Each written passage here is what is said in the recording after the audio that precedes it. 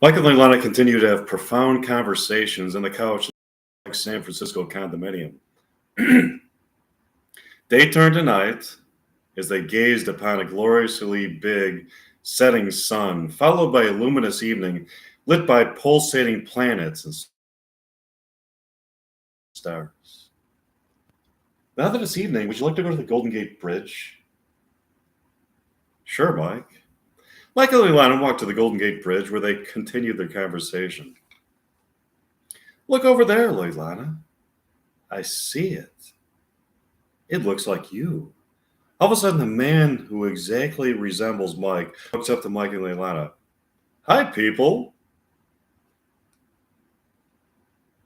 You are my exact counterpart. I'm the person who is writing the very script that you and Leilani are in. Wow, Mike, this is fascinating. How do you enter into your own script as a character?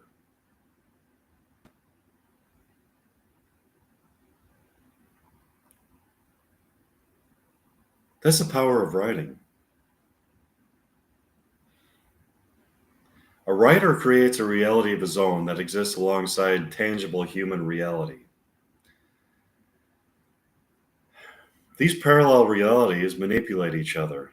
The world of the imagination is created by the subconscious and the conscious, collaborating to achieve goals in both the material world that we inhabit and non-material planes of existence. From this temporary reality has emerged, or from which this temporary reality has emerged. That is the reality that you inhabited. It is a reality that I created. Far out, Mike.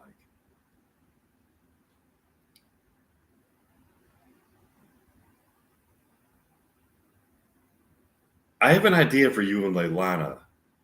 If I filmed a documentary about my quest to meet Winona Ryder, the person who I feel I am predestined to be with, maybe Winona Ryder would see this movie and see why she was meant to be with me.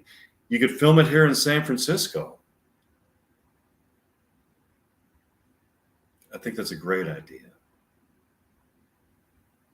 Winona Ryder grew up around here. Yeah, Winona Ryder is from Petaluma. Okay, that'd be amazing. I agree with that. They continued talking and went back to Mike's condominium.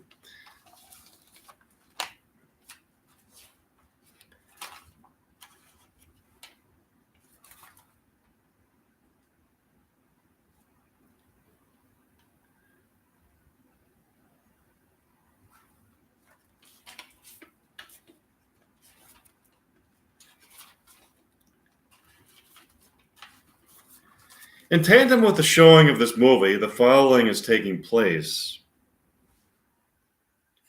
Winona Ryder goes to see Reality Bites too.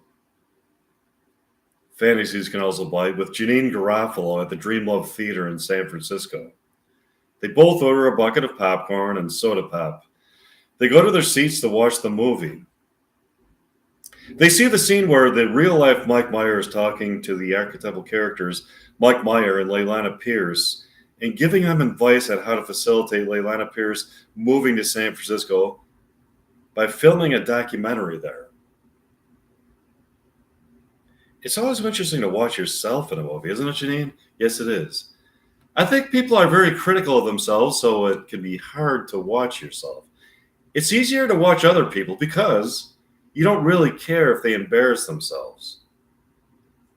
How about it?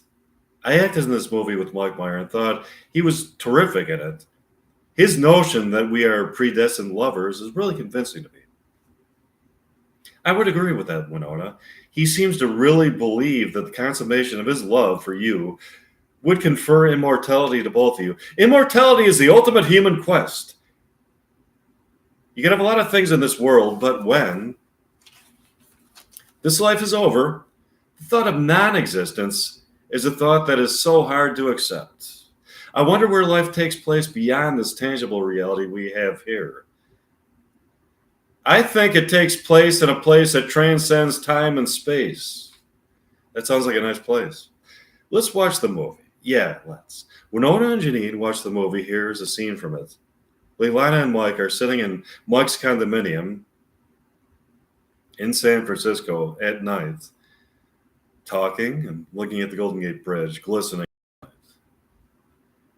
Would you like a beer, Mike? Sure. What do you have? Anchor Steam. I love that. It's brewed here right here in San Francisco. I brought some here. So, Leilana, you like the idea of filming a documentary of Mike Meyer's quest to meet Winona Ryder? Yes, I do, but I have to finish my filming of my documentary of the American buffalo in Texas. I'm stuck in Texas for a while. Can you film this for now and then return to that? No, I have to finish it. I am contractually bound. This sucks. Also, I want you to appear um, in my theater production of William Shakespeare plays. Can you appear in them while you're filming your documentaries? Yeah. Would you like to practice some William Shakespeare dialogue tonight? Sure. Mike and Leilana practice again. Here's an example. Mike and Leilana thoroughly enjoyed performing the William Shakespeare dialogue and sat on the couch talking and looking out at the ocean near the Golden Gate Bridge. Suddenly, the phone rang. Mike answered it. Hello? Yes, this is Mike. What? That's terrible.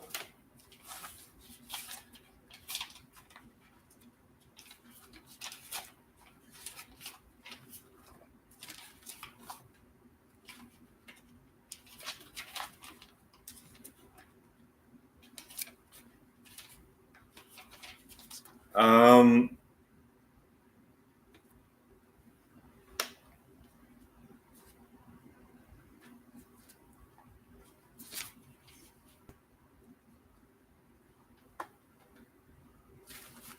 I'm here with Leilana in my condominium.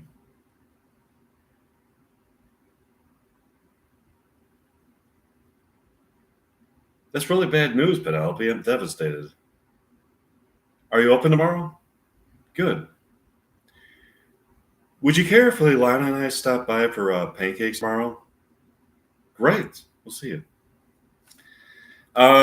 This is horrible news, Leilana. What is it, Mike? Pancakes by the Bay was vandalized yesterday. Thieves came in, ransacked the place, and emptied the cash register. It may be financially insolvent now. That is horrible. That is a place where I truly felt that I was falling in love with you. Eating those pancakes and feeling that love.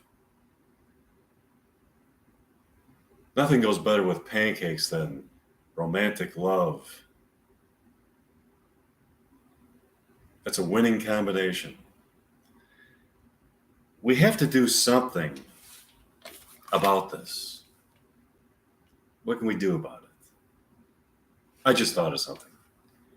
We could have a Shakespeare festival in your theater. We could use the proceeds to save Pancakes by the Bay. That's a great idea, Leilana.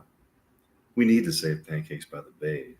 That was also the moment when I felt that I was falling profoundly in love with you. I could have pancakes at any other restaurant in America, and they wouldn't have the same taste sensation as that those pancakes have, because in my mind, I associate them with platonic love. I agree. Would you like to practice some more William Shakespeare dialogue, Mike? Yes, let's. This really much motivates me to go into acting.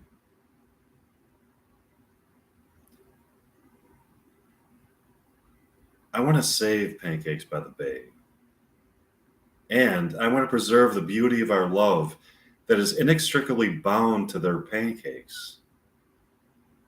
I agree. Mike and Leilana practice some more William Shakespeare dialogue. Mike and Leilana thoroughly enjoyed practicing their William Shakespeare dialogue and sat down on the couch in Mike's living room to talk. That is such an exhilarating experience to act with you, Leilana. It is for me too, Mike. I'm in this shack. When I'm in this shack, wait, no, that's when. Okay, let's see. Where's this?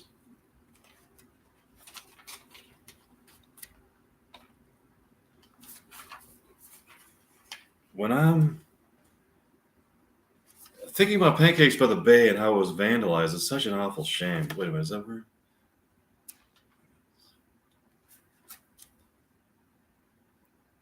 Okay. I know it holds such beautifully sentimental memories for me. That was a place where I knew I was truly in love with you. That fact was proven by eating the pancakes. When I thought at first that there was a special recipe that made the pancakes taste so good, but found out that it was love that made sense to me. It's love that made the pancakes taste so good, Leilana. Not the recipe, not the ingredients that went into the pancakes, but the love that I share with you, Leilana. That actually the pancakes are flavored by love. Sure, the butter and the syrup and the fluffiness of the pancakes, the just the ooey gooey sensation in your mouth. That in itself is an exquisite pleasure. But it's a love, Leilana. That's what really gives the pancakes their unique flavor at Pancakes by the Bay. Do you agree, Leilana? Anyways, the platonic love that you can feel for another human being is such a profound pleasure that it transcends any merely physical pleasure that a person can have that they derive from their body.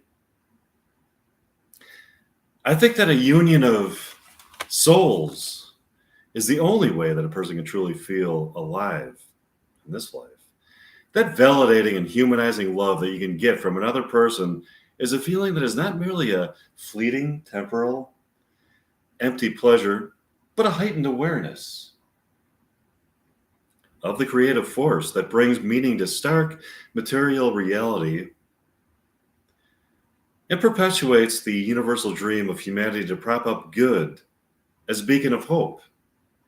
Illuminating souls in a place of evil, love is not merely physical pleasure, it is enlightenment.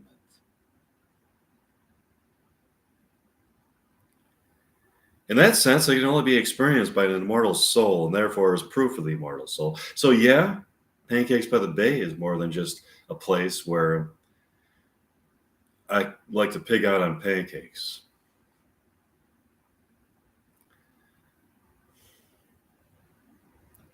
It was a place where I first felt enlightened by love. Do you feel like taking a walk to Pancakes by the Bay to look at what condition it is in? Yeah, let's. Mike and I want to walk over to Pancakes by the Bay and see that it is in a shambles. Windows are shattered. The cash register has been emptied. The upholstery on the booths has been torn apart. They stole appliances. Food has been tossed about. They painted over beautiful artwork. All of a sudden, Mike gets a phone call. Hello? Yes, this is Mike. What? You are the vandals? I'm here with Leilana. Yeah, you idiots really fucked this place up. Nice job, imbecile. What? Is there anything else that you're jealous of that you want to destroy? No, nice try. What? No, we are following our plans to rebuild. Watch us. Go fuck yourself, douchebag. I hope you dematerialize. Who is that? It was one of the vandals who destroyed this place. He said that if we tried to rebuild, that they would demolish it again. We must stop them. We will stop them, Leilana. Love conquers all. Let's go back to my condominium and practice more William Shakespeare. Yeah, Mike and Leilana practice more Romeo and Juliet dialogue. You are such a wonderful actress, Leilana. I hope that if we put on plays in my theater, I think rather, that if we put plays on in my theater, we will most certainly raise the money to save the theater. Thanks, Mike. I'm so angry about those idiots destroying Pancakes by the Bay. That's a place that holds memories of a profound love between us. I'll make us some pancakes here tonight.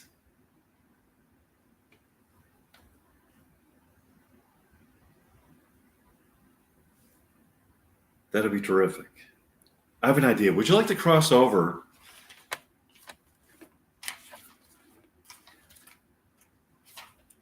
into reality from the realm of fiction to see if Mike Meyer is with Winona Ryder yet? Let's go. How do we cross over into reality? Grab onto me, Leilani. We'll soon be transported to reality through a psychic tunnel that I have discovered in deep meditation where fiction materializes in reality. Mike and Leilani suddenly appear in Mike Meyer's home, where he is writing the very script they are in. So what's happening is Mike Meyer, that's me, I'm at home writing this dialogue, writing fiction into reality, so to speak.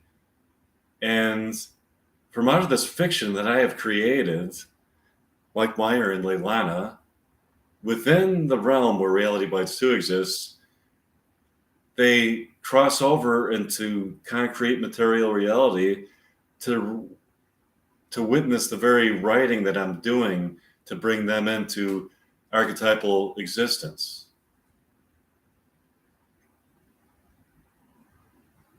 So, you get it? Okay, so hi, fictional me. Hi, Leilani. Hi, Mike. Are you enjoying the suspenseful moments that I am writing into the fictional reality that you inhabit? Yes, but we hope that you write Pancakes by the Bay back into our reality. That's where the suspense lies. You'll soon find out what is to come next. Have you met Winona Ryder yet? It is my destiny. I'll meet her. I hope you write a happy ending for Reality Bites 2.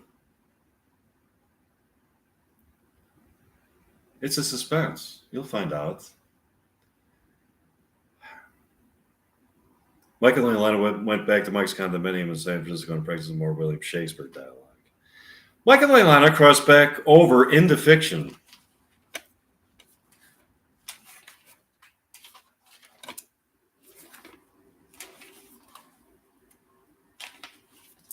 From reality and materialized in Mike's condominium.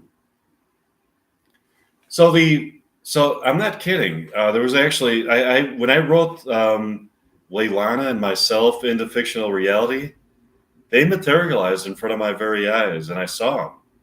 Nobody was else to hear to see it, but I saw them right before my very eyes, and I put them back into fiction, though. They're back in the archetypal realm where fiction exists, but they were right in front of me, kind of like an extension of myself, kind of like my fictional self was right here, standing right in front of me, along with Leilani Pierce. They're back in fiction, and anyways, they're sitting on Mike's couch having a conversation. This is so fascinating to know that we are fictional characters in a script written by Mike Meyer. Our lives seem to have been created in order to fulfill Mike Meyer's dream of meeting Winona Ryder. Yeah, but as characters created by Mike, we've also taken on our own lives and are in love with each other. Mike seems to really be in love with Winona Ryder. It doesn't seem to be strictly lust, but both physical attraction and a very profound feeling of a need for a union of souls with her, and uh, a consummation of his love for her. He does seem to love her. It seems like a beautiful love. Do you feel like taking a walk to Pancakes by the Bay to see if we can fix it? Sure, let's go. Michael and Lana walked to Pancakes by the Bay to find that it has been rebuilt and redecorated by the very people who vandalized it. It has been rebuilt and redecorated to resemble, as closely as possible, the set for the scene in Reality Bites where Troy is reading a John Paul Sartre novel when he is confronted by Leilana. Now I remember writing this. So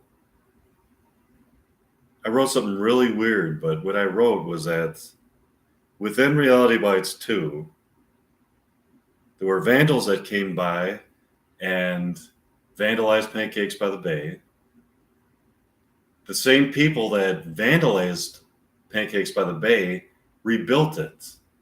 Not only did they rebuild Pancakes by the Bay, but they rebuilt it to resemble as closely as possible the set of Reality Bites, the original Reality Bites. The scene where Troy is reading a John Paul Sartre novel in that diner. Anyways, there are people there who look like Winona Ryder and Ethan Hawke respectively and are acting out that scene. They abruptly stopped acting as Mike interrupts them.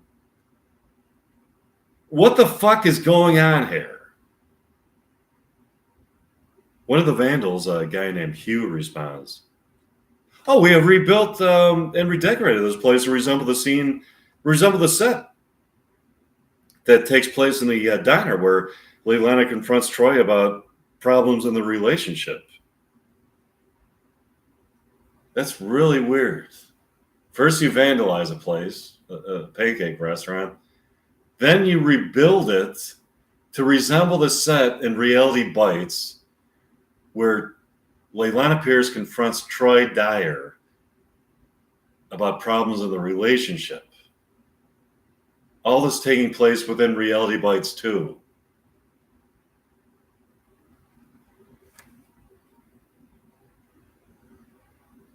But it's nice to see that you have rebuilt and redecorated it, though. How is that possible, considering the fact that you were the people who vandalized the place? When the owners found out that we, okay, when the owners found that out, we wanted to construct a place where we could act out scenes in Reality Bites. They approved of it. So that's why you vandalize a place. You vandalize it so that you can act out scenes in Reality Bites in the same place without getting the permits first. Well, that's one way to approach it. Okay, that's great, Hugh. Is the place still going to be called Pancakes by the Bay? Yeah. That's superb, Hugh.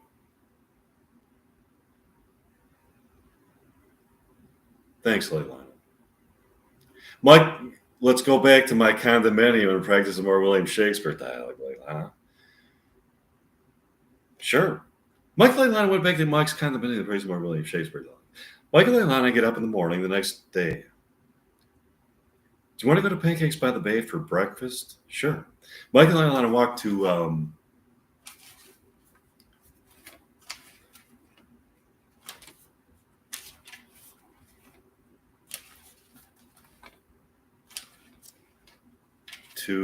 Pancakes by the Bay to see Hugh there with the former owner, a guy named Harlan. This is beautiful. This place has been transformed into a place where a person can feast on pancakes with his or her lover as they watch a beautiful reenactment of scenes from the movie Reality Bites. So that would be a cool place. Imagine a pancake house where you can go with your lover, whoever that happens to be, and watch actors act out scenes from Reality Bites. I have a good name for the place. Reality Bites Pancakes. Well, that's I could probably come up with an even better name for the restaurant, but I'll work on that. Okay. Let's see. This place. Okay, I said that already. Um, it's awesome. I guess I sold it to the right person. It's nice to meet you, Harlan. Hi, Mike. Would you people like to see a performance of William Shakespeare plays performed by me and Leilana? Sure, Mike. Mike and Leilana put on a performance of William Shakespeare plays. Here's an excerpt from it. The people thoroughly enjoyed the William Shakespeare performances and took a walk to the Bay Bridge on that beautiful night. To their amazement, they saw a holographic image above the ocean of Ben Stiller, Ethan Hawke, Winona Ryder, and Janine Garofalo. In between takes for the original Reality Bites. Look, it's the cast of the original Reality Bites.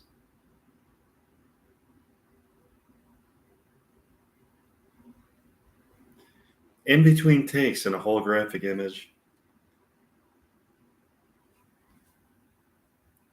I would like to somehow enter it so I can speak to the real life Winona Ryder to try to convince her to date Mike Meyer.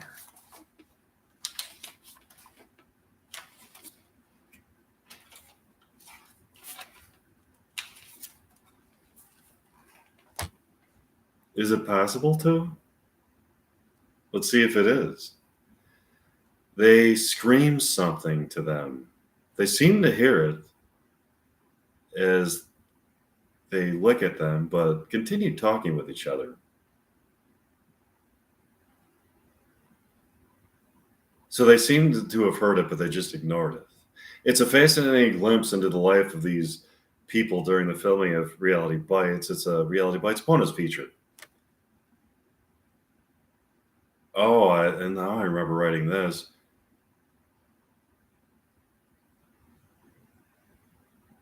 Now that's a really cool idea, I think. A bonus feature to Reality Bites that is not on the DVD, not on the bonus features on the DVD, but it's a bonus feature that can only be seen in the archetypal realm that they inhabit. So you have to have access to that archetypal realm to see the bonus feature. Um, so even if you're rich or something, you can't buy the money can't buy everything. So you can't buy the bonus feature to that. You would have to gain access to the Reality Bites bonus feature in the archetypal realm where Reality Bites exists. Okay.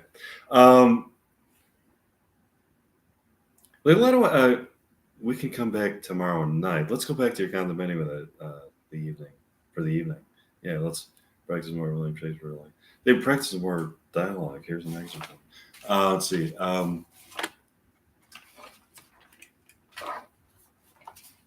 Meanwhile, in the realm where the original Reality Bites exists,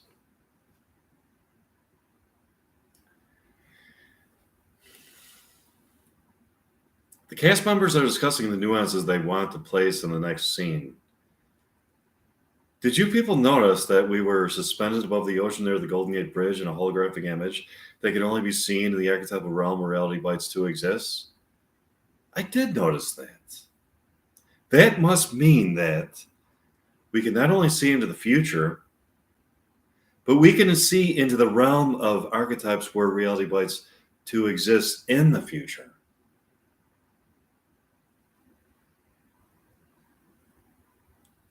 Suddenly, when they look again into the realm where Reality Bites 2 is taking place and are approached by Leilana Pierce. Hi, Winona. I'm Leilana Pierce, the archetypal character that was created by you. This is amazing. I'm talking to my own character. I want to tell you something, Winona.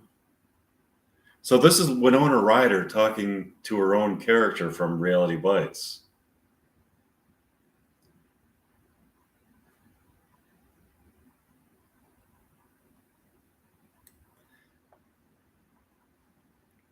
There's a guy named Mike Meyer from Chicago who would really like to meet you. In the early 90s, where you are, okay, he's a student at Loyola University of Chicago studying accounting. He fell in love with you watching Heathers and feels that you are his predestined lover.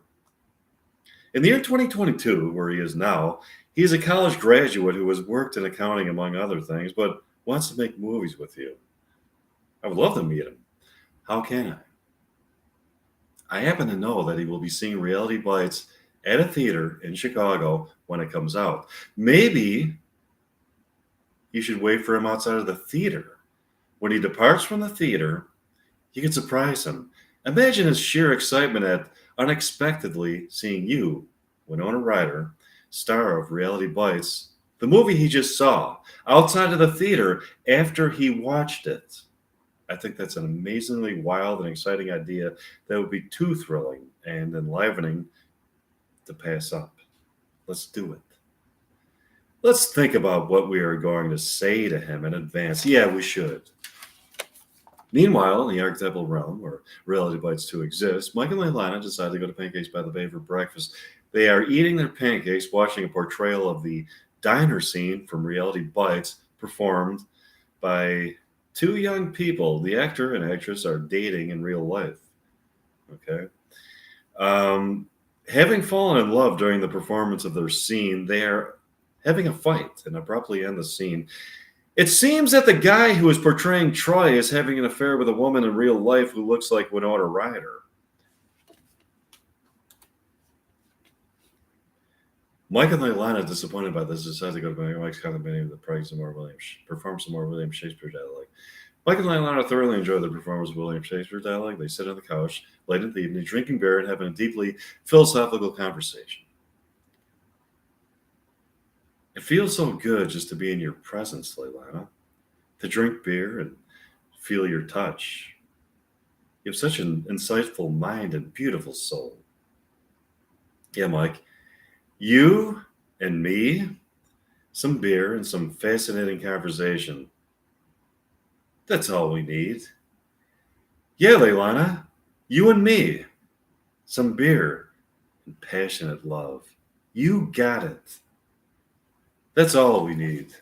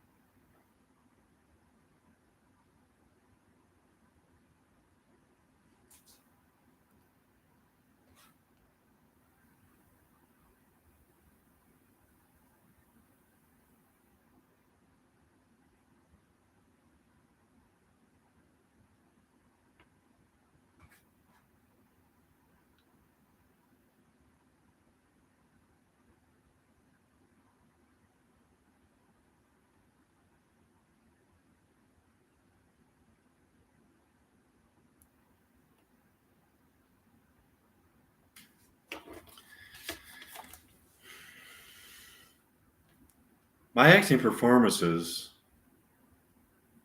elevate my soul to a place of sublime pleasure of mind and transcendent pleasure, a peace of mind. I agree, Leilana. This transcendent pleasure is not only a physical pleasure, a pleasure of the physical form that we inhabit, but takes us on an excursion into the undiscovered depths of the human soul that can only be seen by enlightened minds that have crossed over from the merely living form of existence in the tangible world of human interaction to a world of sensuality and pleasure as we stare into the boundless expanse of immortality. It is quite a pleasure.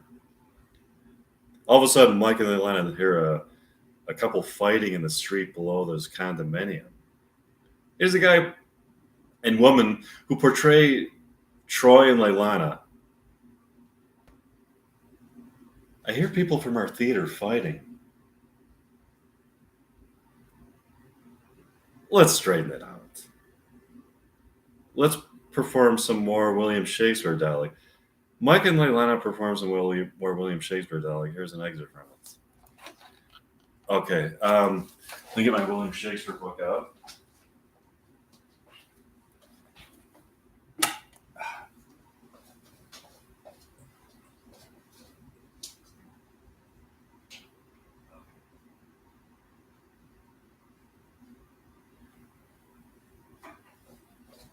Okay.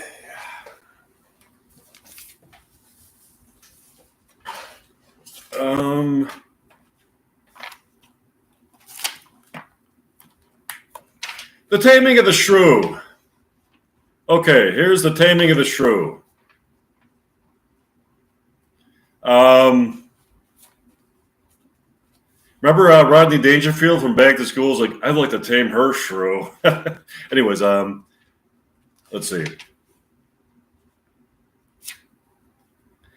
Scene 2, a bedchamber at the Lord's house. Enter aloft sly, the attendants, some of the apparel, basin and ewer, and other appurtenances. And look, for God's sake, a pot of small ale. Wait, I want to see I'm going to get a man-woman scene. A scene between a man and a woman. Or either that or two women. Let's see. Where's a scene between a man and a woman or two women?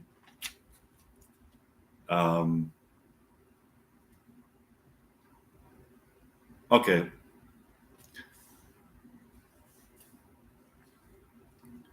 Well, have you heard, but something hard of hearing? They call me Catherine, that do talk of me.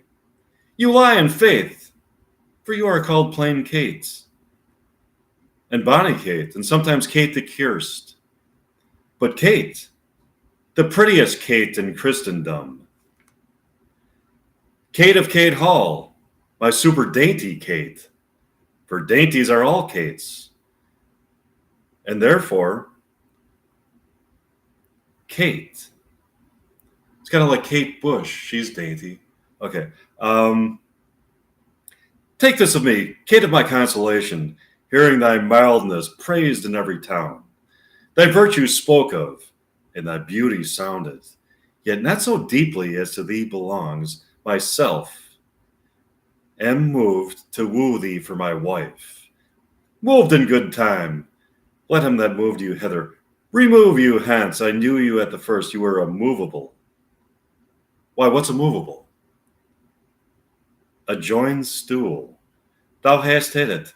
Come, sit on. What the hell is this dialogue? This is Shakespeare. Asses are made to bear, and so are you. Women are made to bear. Okay. If you just joined me, this is The Taming of the Shrew, William Shakespeare. Okay. No such jade as you, if me you mean. Also, good Kate, I will not burden thee. For knowing thee to be but young and light, too light for such a swain as you to catch, and yet as heavy as my weight should be, Buzz. Well ta'en, and like a buzzard, oh slow-winged turtle, shall a buzzard take thee? Aye, for a turtle, as he takes a buzzard. Come, you wasp, I faith, you are too angry. I'll be what? If I be waspish, best beware of my sting. My remedy is to then pluck it out you. Aye, if thy fool could find it where it lies, who knows not where a wasp does wear his sting? In his tail. In his tongue. Whose tongue? Yours, if you talk of tails, and so farewell. What, with my tongue in your tail? Nay, come again. Good Kate, I'm a gentleman. That I'll try. I swear I'll cuff you if you strike again. So may you lose your arms. If you strike me, you are no gentleman. And if no gentleman, why then no arms. Oh, a herald, Kate. Oh, put me in thy books. What is your crest, a coxcomb? A combless cock. So Kate will be my hen. No cock of mine. You crow too like a craven. Nay, come, Kate, come, you must not look so sour. It is my fashion when I see a crab. Why, here's no crab, and therefore look not sour. There is, there is. Then show it me. Had I a glass, I would. What, you mean my face? Well, aimed at such a young one. Now, by St. George, I am too young for you, yet you are withered. 'Tis with cares. I care not. They hear you, Kate, and soothe you, scape not so. I'd chafe you if I tarry, let me go. No, not a whit. I find you passing gentle. 'Twas told me you were rough and coy and sullen, and now I find report a very liar, for thou art pleasant, gamesome, passing courteous, but slow in speech, yet sweet as springtime flowers. Thou canst not frown, thou canst not look askance, nor bite the lip, as angry wenches will, nor hast thou pleasure to be cross and talk. But thou with mildness entertain thy wooers, with gentle conference, soft and affable. What does the world report that Kate doth limp? A slanderous world. Oh, slanderous world. Kate, like the hazel twig, is straight and slender, and as brown in hue as hazelnuts, and sweeter than the kernels. Oh, let me see thee walk. Thou dost not halt. Go, fool, in whom thou keepst this command. Did ever Diane so become a grove? Is Kate this chamber with her princely gait? Oh, be thou Diane, and let her be Kate. And then let Kate be chaste, and Diane sportful. Where did you study all this goodly speech? It is extempore, from my mother Wit, a witty mother. Witless else her son, am I not wise? Yes, keep you warm. Marry, so I mean, sweet Catherine, in thy bed, and therefore, setting all this chat aside, thus, in plain terms, your father has consented that you shall be my wife, your dowry agreed on, and will you I will marry you. Now, Kate, I am a husband for your term, for by this light whereby I see thy beauty that doth make me well like thee well, thou must be married no man but me. For I am born to tame you, Kate, and bring you from a wild Kate to a Kate, conformable as other household Kates. Okay. Enter Baptista, Gremio, and Tranio. Nice name. Okay. Anyways, here comes your father. Never make denial. I must and will have Catherine to my wife. Now, Signor Petruchio, how speed you with my daughter? How but well, sir, but well? It were impossible I should speed dismiss. Why, how now, daughter Catherine, and your dumps? Hark, Petruchio. She says she'll see thee hanged first. Is this your speeding? Nay, then, good night, our part. Be patient, gentlemen. I choose her for myself. If she and I be pleased, what's that to you? 'Tis bargain twixt us twain, being alone, that she shalt still be cursed in company. I tell you, this incredible to believe, how much she loves me. Oh, the kindest Kate.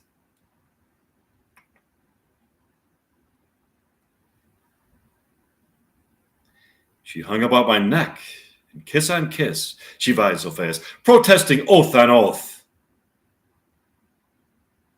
Oh, you are novices.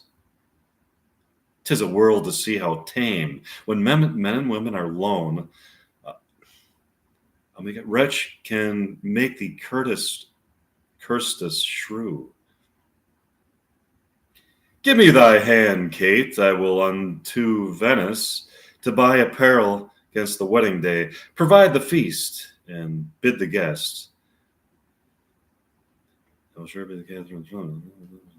I'm gonna go now. I'm gonna just go to Romeo and Juliet.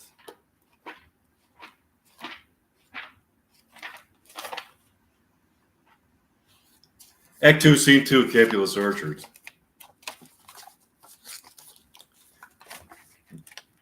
Enter Romeo. It's just the scars that never felt a wound. Enter Juliet above the window. But soft.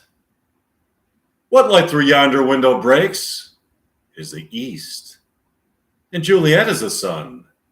Arise, fair sun, and kill the envious moon, who is already sick and pale with grief, that thou, her maid, art more fair than she. Be not her maid, for she is envious. Her vestal livery is but sick and green, and none but fools do wear it. Cast it off. It is my lady. Oh, it is my love. Oh, that she knew she were.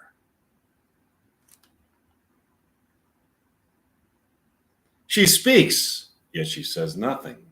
What of that? Her eye discourses. I will answer it. I am too bold. 'Tis not to me she speaks. Two of the fairest stars in all the heavens having some business to entreat her eyes till they twinkle in their spheres. What if her eyes were there? Are they in her head?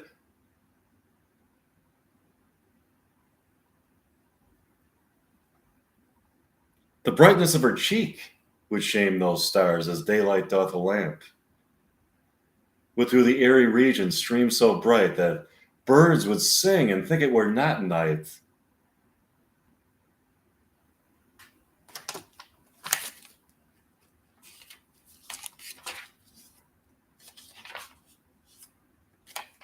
See how she leans her cheek upon that hand.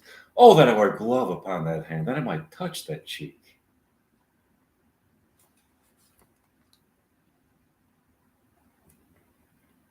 She speaks. Oh, speak again, bright angel, for thou art as glorious this night. Being over my head, as a winged messenger of heaven, unto the white, upturned, wondering eyes of mortals that fall back to gaze on him. When he bestrides the lazy pacing clouds and sails upon the bosom of the air. O Romeo, Romeo, wherefore art thou, Romeo? Deny thy father and refuse thy name, or if thou wilt not, be but sworn by love and no longer be a Capulet. Shall I hear more, or shall I speak at this? 'Tis but thy name that is my enemy. Thou art thyself, though not a Montague. What's a Montague? It is nor hand, nor foot, nor arm, nor face, nor any other part belonging to a man. Oh, be some other name. What's it a name? That what would you call a rose by any other name would smell as sweet. So Romeo would, were he not Romeo called, retain that dear perfection which he owes without that title. Doff thy name, Romeo, for thy name was. I take thee at thy word. Call me but love, and I'll be new baptized.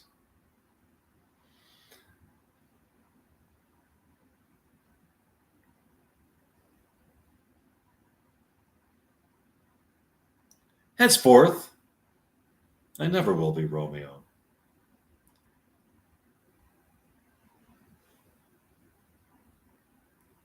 What man art thou, so stumblest on my counsel? Thus bescreened in night. By a name I know not how to tell you who I am. My name is hateful to me because it is the enemy to thyself. Had I had written it, I would tear the word.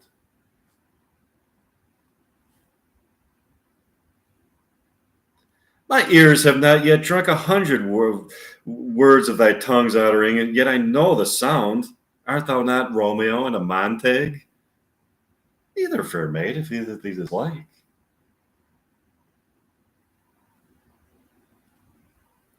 How camest thou hither, tell me, and wherefore? The orchard walls are higher and hard to climb, and the place death, considering who thou art, if any of my kinsmen find thee here. With love's light wings did I overperch these walls. For stony limits cannot hold love out. In what love can do, that dares love attempt. Therefore thy kinsmen are no step to me.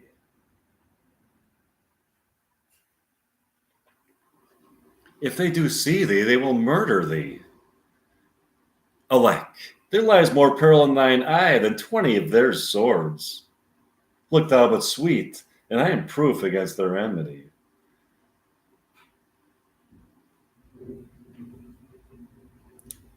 My life were better ended by their hate than death prorogued wanting of thy love.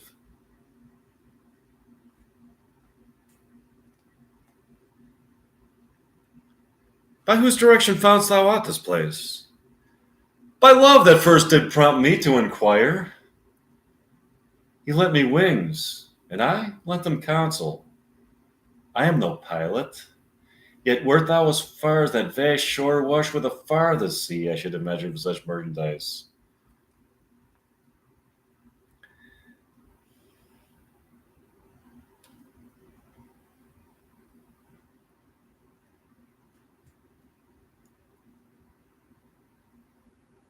Lady, by yonder blessed moon, I swear that tips with silver all those fruit tree tops.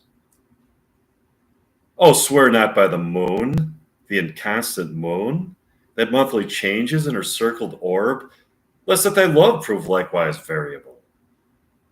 What shall I swear by? Do not swear at all, or, if thou wilt, swear by thy gracious self, which is the God of my adultery, and I'll believe thee. If my heart's there, love, well, do not swear, although I joy in thee. I have no joy in this contract tonight. It is too rash, too unadvised, too sudden, too like the lightning which doth cease to be. Here, one could say it lightens. Sweet, good night. This bud of love by summer's ripening breath may prove a beauteous flower when next we meet.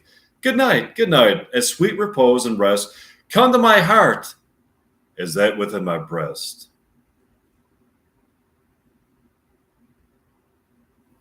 Oh, wilt thou leave me so unsatisfied? What satisfaction canst thou have tonight? The exchange of thy love's faithful vow for mine. I gave thee mine, and yet I would it were to give again. Wouldst thou withdraw it? For what purpose? Love? But to be frank and give it thee again. And yet I wish for the thing I have. My bounty is as boundless as the sea. My love is deep. The more I give to thee, the more I have, for both are infinite. I hear some noise within. Sweet, dear love, adieu. Anon, good nurse. Sweet Montague, be true. Stay but a little. I look at me. Oh, blessed, blessed night.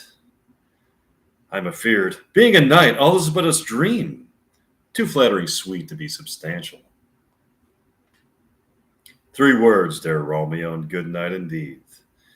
If that thy bent of love be honorable, thy purposed marriage, send me word tomorrow, by one that I procure to come to thee. Where and what time thou wilt perform the rites, I come anon. But thou mayest not, well, I do beseech thee. Madame, by and by I come. 1,000 times good night, 1,000 times the worse to want thy light. Love goes towards love as schoolgirls from their books, but love from love towards schoolgirls, towards school with heavy looks. Ran or Juliet above his, her Faulkner's voice. To lure this tassel gentle back again. Bondage is hoarse and may not speak aloud. Else would I hear the cave where echo lies, and make her airy tongue more hoarse than mine, with repetition of Romeo's name. It is my soul that calls upon thy name. How silver sweet sound lovers' tongues by night, like softest music to attending ears. 'Tis almost morning. I would have thee gone, and yet no farther than a wanton's bird that lets it hop a little from her hand, like a poor prisoner in his twisted gyves, and with a silk thread plucks it back again, so loving, jealous of his liberty. I would have with her, but so sweet, so would I. Yet I should kill thee with much cherishing. Good night, good night. Partings of such sweet sorrow, that I shall say good night till it be morrow. Sleep dwell upon thine eyes, peace in thy breast. When I were sleep in peace, so sweet to rest. Okay, I'm glad to see I have a listener on YouTube, and thanks for the thumbs up. Now I'm going to go to the, this is, okay, what you're witnessing is a performance of Reality Bites, a performance of William Shakespeare dialogue. Oh, okay.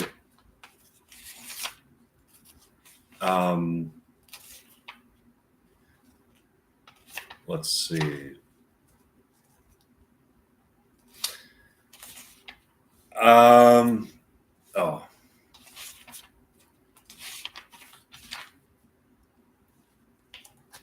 Give me the mattock and the wrenching iron. Well, take this letter early in the morning. See thou deliver it to thy father. Give me the light. Upon thy life I charge thee. Whatever thou hearest or seest, stand all aloof, and do not interrupt me in my course. Why I descend into this bed of death is partly to behold my lady's face, but chiefly to take thee hence from her dead finger a precious ring. A ring that I must use in dear employment, therefore hence be gone. But if thou jealous dost return to Priam, what I farther shall intend to do, by heaven I will tear thee joint by joint, and strew this hungry churchyard with thy limbs. The time and my intents are savage, wild, more fierce and more inexorable, far than empty tigers or the roaring sea.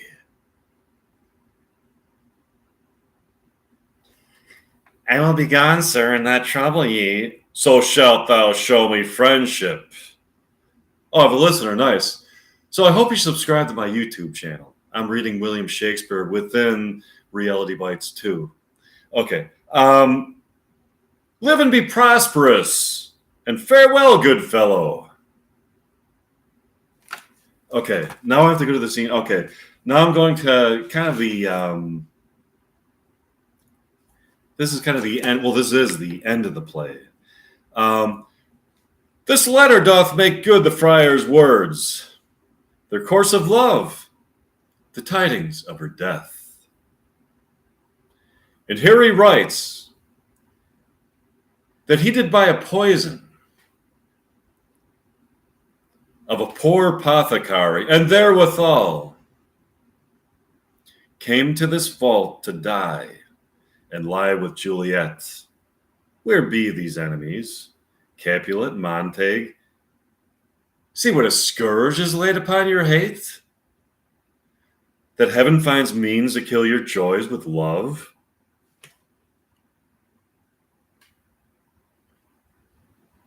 And I, for winking at your discords too, have lost a brace of kinsmen. All are punished. Oh, brother Montague, give me thy hand. This is my daughter's jointure, for no more can I demand. But I can give thee more, for I will raise her statue in pure gold.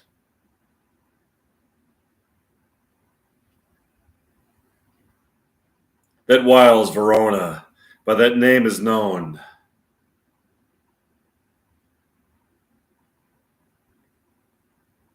There shall no figure at such rate be set as that of true and faithful Juliet.